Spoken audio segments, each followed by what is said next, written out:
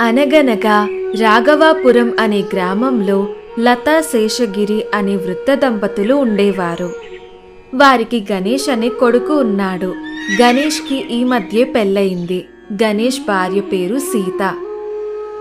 సీత కొత్తగా పెళ్లి చేసుకుని అత్తారింటికి రావటంతో అత్త లత సీతతో ఇంటి పనులన్నీ చేయించేది.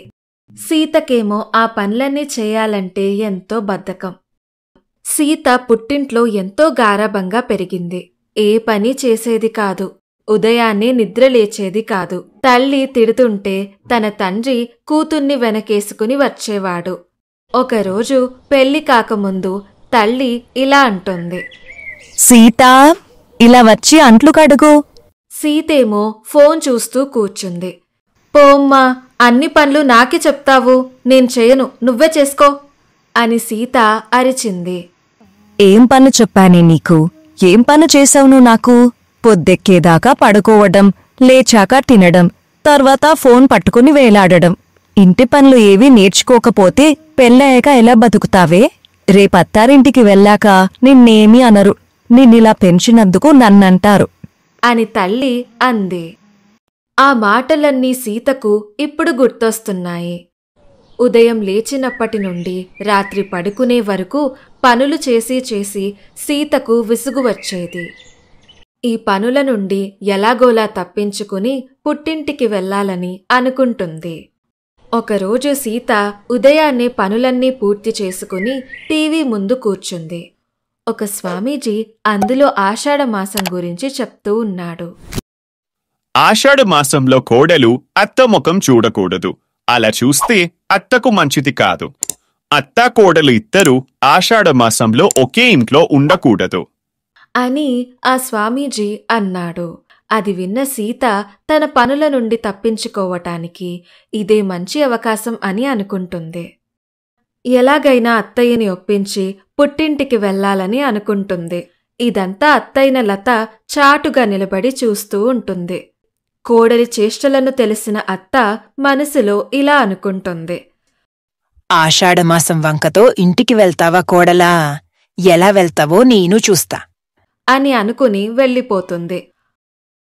మరుసటి రోజు ఉదయం సీత ఇంటి పనులన్నీ చకచకా పూర్తి చేసి అత్తయ్యకి కాఫీ తీసుకుని వచ్చింది. అత్తయ్యకి కాఫీ ఇస్తూ ముఖం పక్కకి తిప్పుకుంది. కోడలు నటన అర్థమైన లత ఇలా అంటుంది. ఏంటి కోడలి పిల్ల, ముఖం తిప్పుకుంటున్నావు? ఏంటి సంగతి? అంటే అది అత్తయ్యగారు. సమయం వృధా చేయకుండా విషయం ఏమిటో చెప్పు. అది అత్తయ్య, ఇప్పుడు ఆషాఢమాసం కదా. హా, ఆషాఢమాసమే అయితే ఏంటి కోడలా? తర్వాత శ్రావణమాసం కూడా వస్తుంది. అందులో ఏముంది? అదేంటత్తయ్య అలా అంటారు? ఆషాఢమాసంలో అత్తా కోడలు ఒకే ఇంట్లో ఉండకూడదు కదా. నేనిక్కడే ఉంటే మీకు మంచిది కాదు. నాకు మీకంటే ఏదీ ముఖ్యం కాదత్తయ్య. ఈ నెల రోజులు నేను మా పుట్టింటికి వెళ్ళొస్తాను. మీరు జాగ్రత్తగా ఉండండి అని కోడలు అంటుంది.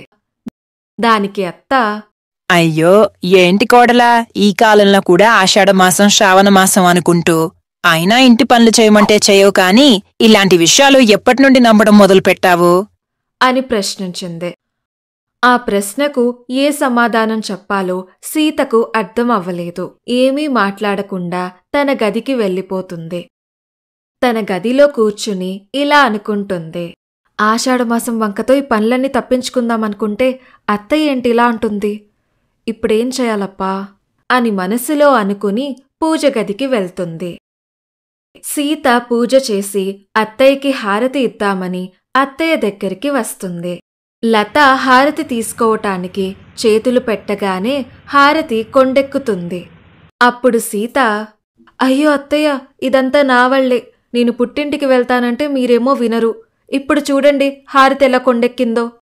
కిటికీలన్నీ తెరిచే ఉన్నాయి కదే, గాలికి హారతి కొండెక్కింది. అంతకు మించి ఇంకేం లేదులే కాని నువ్వు ఎక్కువగా ఆలోచించకుండా వెళ్ళి పని చేసుకో అని అంటుంది. ఇంటికి వెళ్లాలని ఎంతో ఆశపడ్డ సీత నిరాశతో తన గదిలోకి వెళ్ళిపోయింది. గదిలో బాధపడుతూ కూర్చుంది.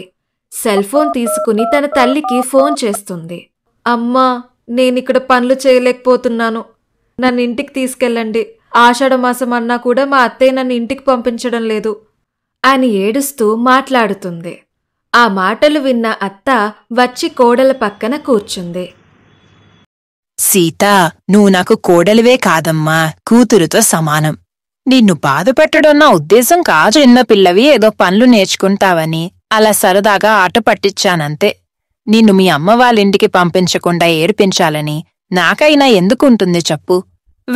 వెళ్ళి బట్టలు సర్దుకో, మీ పుట్టింటికి వెళ్దువు కాని అని అంటుంది. దానికి సీత ఏడుస్తూ, నన్ను క్షమించండి అత్తయ్యా, మిమ్మల్ని తప్పుగా అర్థం చేసుకున్నాను అని అంది.